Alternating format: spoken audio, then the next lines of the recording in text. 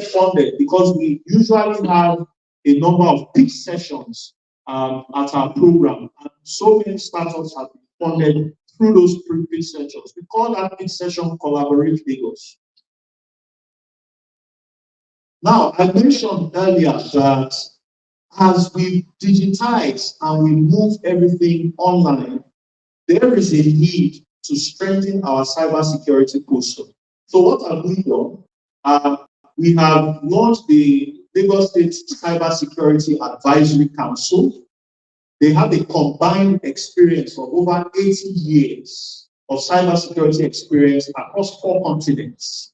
And they are helping to devise the Lagos State Cybersecurity Plan. We have launched the cybersecurity function in the Ministry of Innovation, Science and Technology, and they have begun to protect a number of our workloads across the states. We have also launched the cybersecurity guidelines for Lagos State. If we go to cyberguide.lagosstate.gov.ng, small and medium-sized businesses can begin to see how they can protect their businesses from cyber attacks.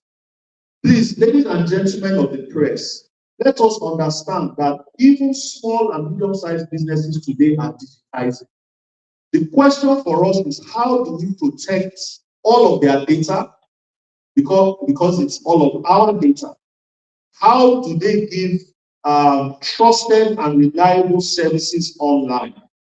The cyber guide of Lagos State can help them do that. If any medium-sized business is looking for how to protect their online real estate, the cyber guide of lagosstate.gov.ng can put them through step-by-step processes on how to protect their online environment. It is very important that small and medium-sized businesses visit this site because cybersecurity legislation is coming. And so the cyber guide will help you prepare for the eventual legislation. The idea we have in Lagos State is that we just don't want to release legislation like that, especially in innovation, science, and technology, because technology is always changing. So how do we enable businesses across all sectors to prepare for technology legislation?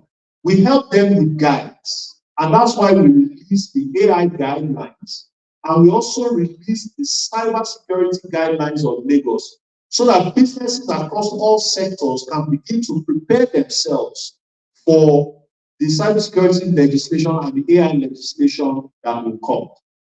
And so in Lagos State as well, we are looking to build the first state security operations center. That is under discussion currently, and we believe that the cybersecurity operations center of Lagos will not only protect Lagos businesses or the government, but it will protect mission critical infrastructure. Think of hospitals, think of airports, think of manufacturing outfits. They also need protection. As I mentioned last year, most people buy their electricity online now, right? All of those systems need protection. And that is why we are building the Security Operations Center of Lagos, so that all of this critical infrastructure are protected digitally, as a lot of these parts of the economy move online. But as a stopgap, a lot of businesses need to go to our cyber guide so that they prepare themselves for what is coming. Of course, we are the biggest data protection compliance state in the Federation. Today, we have over 109 data protection officers, which means that this is the place where your data is the safest. Due to the Nigerian Data Protection Acts of 2023 and 2024, all states must adhere to periodic data protection audits, must have data protection officers, and must conduct consistent training. I'm proud to say that Lagos State is complying fully with all of these stipulations. And as such, we have consistent data protection audits. We have over 109 data protection officers. We have continuous sensitization and workshops. So how do government officials collect our data? We have all of those trainings, sensitizations, and exercises, and we conduct periodic audits that we submit to the Nigerian Data Protection Commission. And we are the #1 compliant state for data protection in the country. This is due to the work that we do.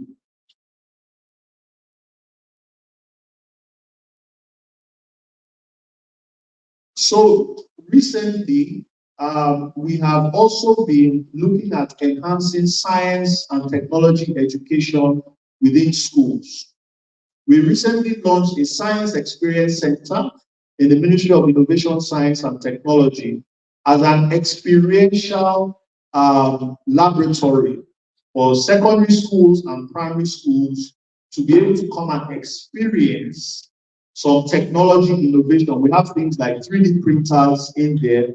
This is to galvanize and to encourage young peoples that want to go into science and to kind of catalyze their creative juices. And so the Science Experience Center in the Ministry of Innovation, Science and Technology is open to all young peoples and students across all of the secondary schools and primary schools in Lagos.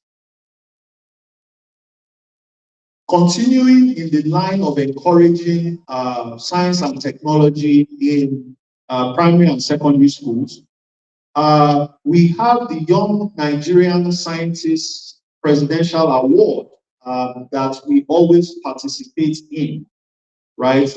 This is a competition, a national competition that wants to encourage science and technology education, invention, innovation within schools.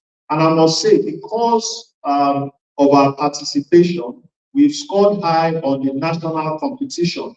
In 2024, Lagos State got the first position.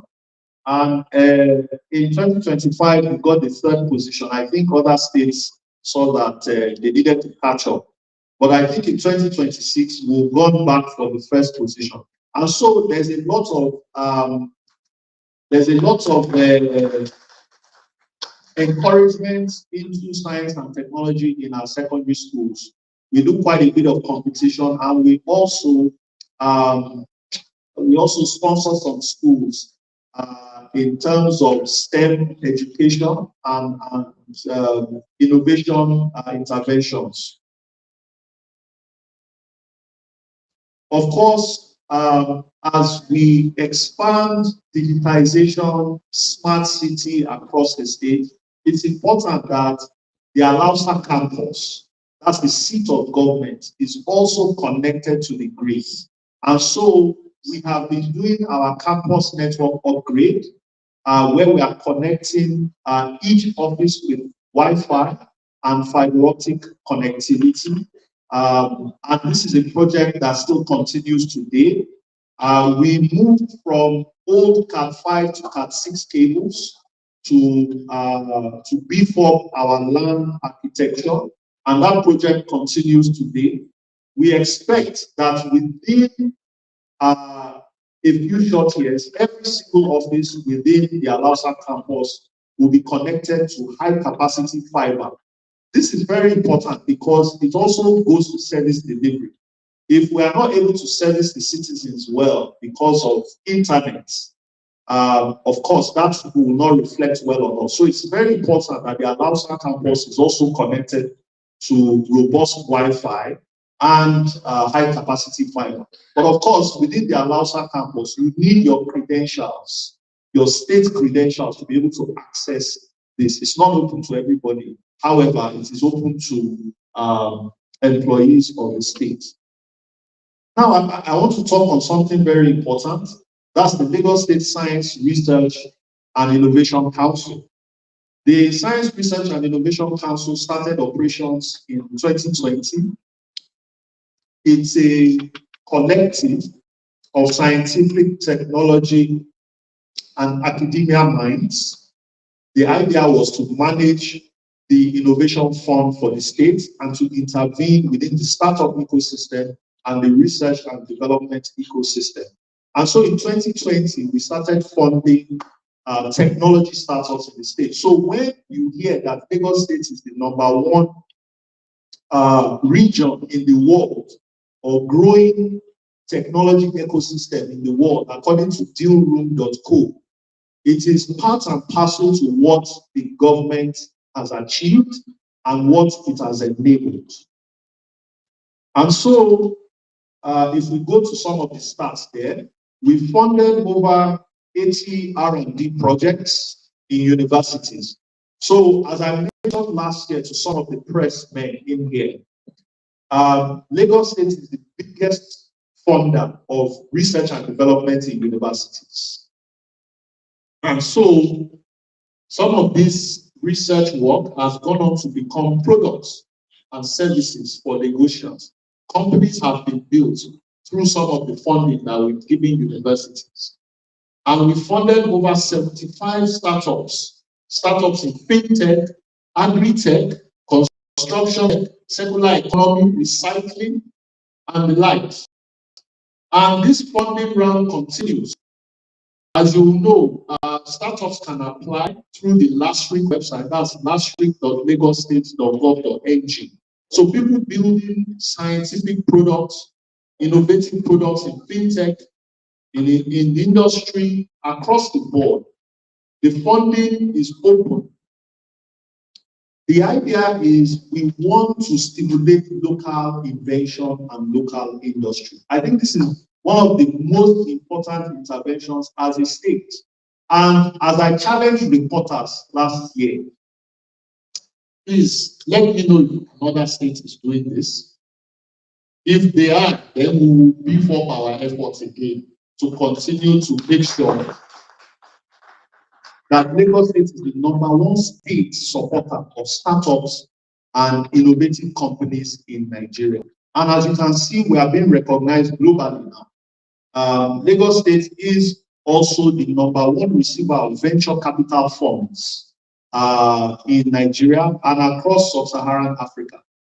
Lagos State startups attract the most funding in Africa. This is because of the ingenuity of Lagosians and of course some of the investment that Lagos State has made in the past. As I would remind you, ladies and gentlemen of the press, part of why Yaba grew as a Silicon Valley for Nigeria was because of the partnership between Main One and Lagos State government back in 2009. That particular intervention saw the mushrooming of a lot of startups there, and we have continued supporting startups through our work in last week. So the proof is in the pudding. I think the next slide. Oh yes, in 2026, we've had 2 call-outs. We've processed over 240 startup applications. And in the next slide, you'll see some of our beneficiaries. As they say, go and verify. I'm sure you recognize some of the logos and some of the companies that we've supported there. And we continue this work. The governor has dedicated to increasing the innovation for the state. I think it's a testament to this administration's support of the innovation ecosystem. As we know, some of the things that we used to do were from startups that we supported. If you look at the lab ride application, that was a startup that supported in the early days of the administration. Even the carry card that we used to.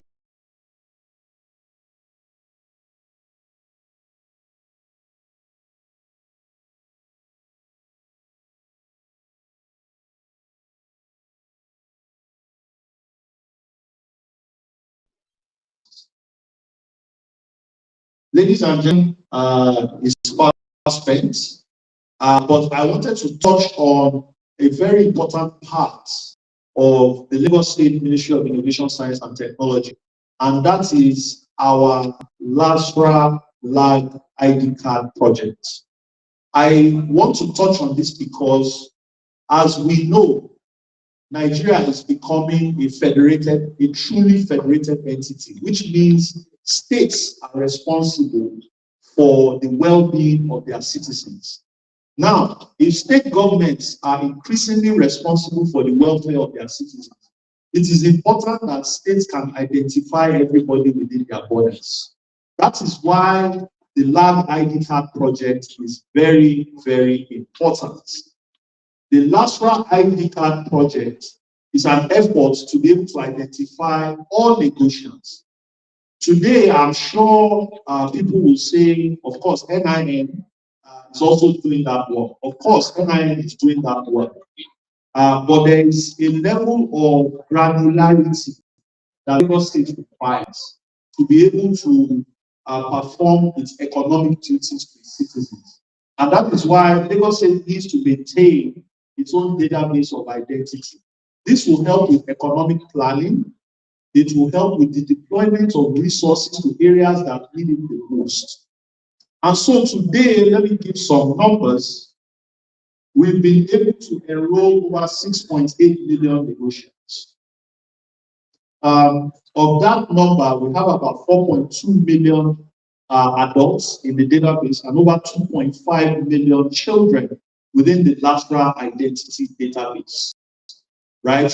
This database already has helped us to deploy welfare packages, has helped us to scale out the Ilera Eco, that's the medical insurance for Lagosians. It is also helping us for security. As you can see, this database is very, very important for the planning of Lagos State. And of course, our target is to capture every single person within Lagos State's borders. And as you know, there is also a LASRA law, right? Which means that in performing many, many economic duties as a citizen, you need your LASRA card. And so we continue enrollment and to make sure that we as Lagosians know who is in our states, we can plan appropriately, and we can deploy the resources that will enable Lagos State to be a globally livable city. Ladies and gentlemen, these are some of the efforts that we've been making in the Ministry of Innovation, Science and Technology that we've been able to capture. Of course, there's a whole lot more, but I think these are some of the most important that is of concern to Lagosians. Thank you very much.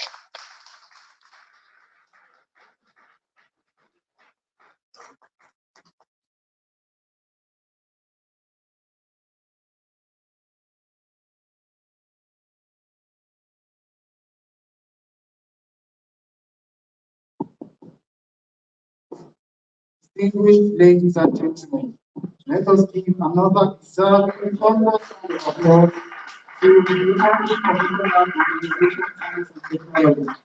And so to gain insights on the growth and achievement of the Ministry of Innovation, Science and Technology in making Lagos State the technical hub, the largest technical hub in West Africa.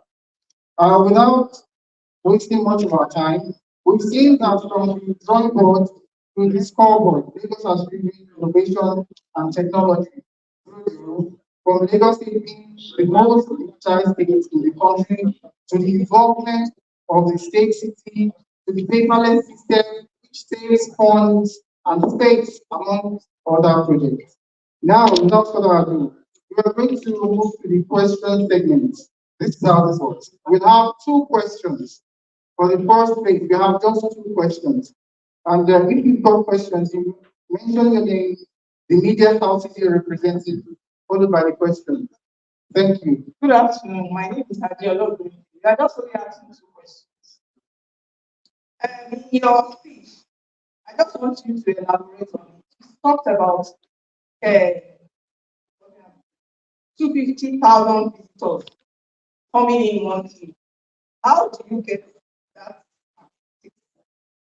I just want you to elaborate on it. Then the second one, there is fiber optics that Lagos State government has staged and will turn around Lagos State. And I just want to know if how many how many phone telecoms have benefited from it. Because I know everything has benefited from it. I just want you to elaborate on it. That's all. Thank you. Next question, please. Okay, that's good. Thank you very much for those questions. I'll take them as they came. So the first question was on the 250,000 online visitors we have on our online platform. So we have an analytics page where we see daily visitors across our online platforms, and we're able to tell how many people are visiting our platforms, what they are clicking on, what they are using, some of the services that they are interacting with. So we have back-end analytics that is able to tell us, the number of visitors, what they are doing, and things of that nature. And I think the back-end analytics is very robust. We continue to monitor it every single day, and we respond to problems quite quickly. The second question is on the fiber optic deployment. I mentioned in, I think, the last press briefing about the progress that we've made. We've deployed about 3,000 kilometers of fiber optic duct infrastructure, right? I think there's a difference that ladies and gentlemen of the press need to understand. There is actual fiber and there's duct infrastructure. Duct infrastructure, what we've done is to enable other fiber optic deployers in the States to deploy their own fiber, right? So the state has its own fiber, and the private enterprises also have their own fiber. So the duct infrastructure was to enable them an easier deployment process, right? To be able to deploy their fiber. So the state has done about 3,000 of the duct infrastructure and almost about 3,000 of its own fiber as well. But as of today, there are other fiber infrastructure players also deploying fiber that the state is working with. I will tell you today, there are discussions for 5,000 kilometers as we speak in the state. And some of these fiber optic that has been deployed already has reached places like Alimosho. They've reached places in Ikorodu. They've been able to reach places as far as Ibeju. So there is fiber optic in many of those areas. But we are also enabling private sector deployment because government cannot lay everything. That's the truth. Government is not able to lay everything. So we have to enable the private sector to also deploy. And in Lagos's own view, we prefer that the private sector lay fiber to everywhere. So there are discussions now for over 5,000 kilometers of fiber with private sector partners across the state. And I think that would be in the best interest of Lagosians. Thank you. Thank you very much, sir. With that, we've come to the end of the presentation. May I respectfully invite the Permanent Secretary of the Ministry of Innovation, Science and Technology, the tech-savvy, the innovative, Mr. Adenika Kewogbe, to give the vote of thanks. Thank you very much. I want to thank the press for your questions and your commitment to accuracy. And they also appreciate your commitment at informing the general public and giving them informed about activities of the government. We want to appreciate you and thank you for your cooperation as well. Thank you very much. God bless. Thank you, sir. Now, we will move to the voting session. We have two honorable commissioners and special advisors to the government.